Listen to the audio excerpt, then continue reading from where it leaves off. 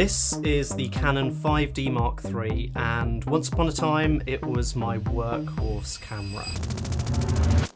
But it sadly no longer works. My speculation is foul play. I don't know for sure, but my theory is that Magic Lantern may have led to its demise. Obviously, I take full responsibility for doing this to this camera. Magic Lantern do make it very clear what the risks are when you install their firmware on Canon DSLRs. They also make it very clear that it will void your warranty if you have one with Canon. Although I've never had any affiliation with Magic Lantern, I have sort of unofficially promoted their firmware on many other videos in the past. I've always loved and been super impressed with what the Magic Lantern community are able to do. I just think it's worth being very well aware of what the risks are if and when you choose to do this to your own camera. If you've been living under a rock for the past few years and you're unsure of what Magic Lantern is, then allow me to explain. Before I do though, I just want to jump in here real quick and say that if you're not subscribed already, then please consider doing so. The next big milestone for me is 10,000 subscribers, which I really want to hit by the end of the year. So if you could do me that small favour, it would really mean the world to me. Anyway, back to the video. Magic Lantern is a third-party firmware add-on for Canon DSLR cameras. It's an open source project developed by a community of enthusiasts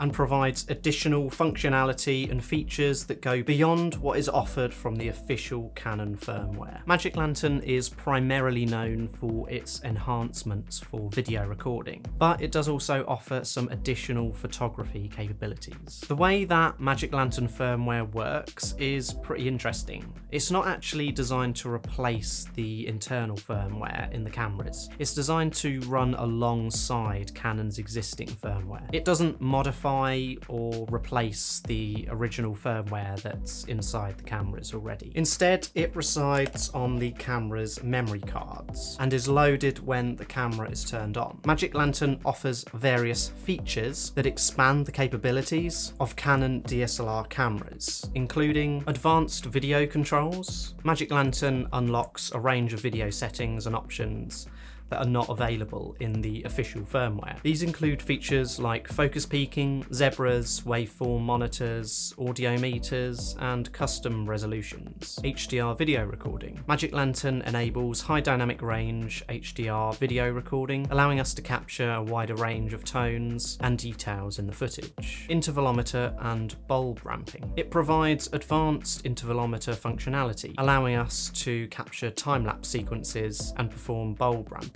to smooth exposure transitions in time-lapse photography. Customization and automation. Magic Lantern allows us to customize various camera settings and automate certain functions, such as automatic exposure bracketing, motion detection triggering, and focus stacking. Audio enhancements. It offers improved audio controls and monitoring options, including audio meters, manual audio gain adjustments, and audio monitoring through headphones. And finally, that glorious 14-bit raw video recording. It's important to note that Magic Lantern is developed by a community of volunteers and is not commercially endorsed by Canon. While it is generally safe to use, installing and using third-party firmware on anything does come with its very real risks. If not installed properly or used correctly, it can introduce some issues or even cause damage to the camera. Therefore, it's essential to thoroughly research and understand the process before attempting to install Magic Lantern firmware on your Canon DSLR. Now, like I said, I'm not sure if installing Magic Lantern firmware on this camera was what resulted in its death, but my theory is that it definitely had something to do with it. From doing a little bit of research, I found that the problem is most likely a motherboard issue. If it is, then it's probably not worth getting this fixed, just from from a cost perspective. So I'm just going to keep it as an expensive camera ornament for my shelf. Anyways, I just wanted to share that with you all as a little warning. Like I say, although I've never had any affiliation with Magic Lantern or their community, I have kind of unofficially promoted, I suppose, their software in plenty of my videos in the past. I've always loved what they do, but I think it's just worth being well aware of what the very real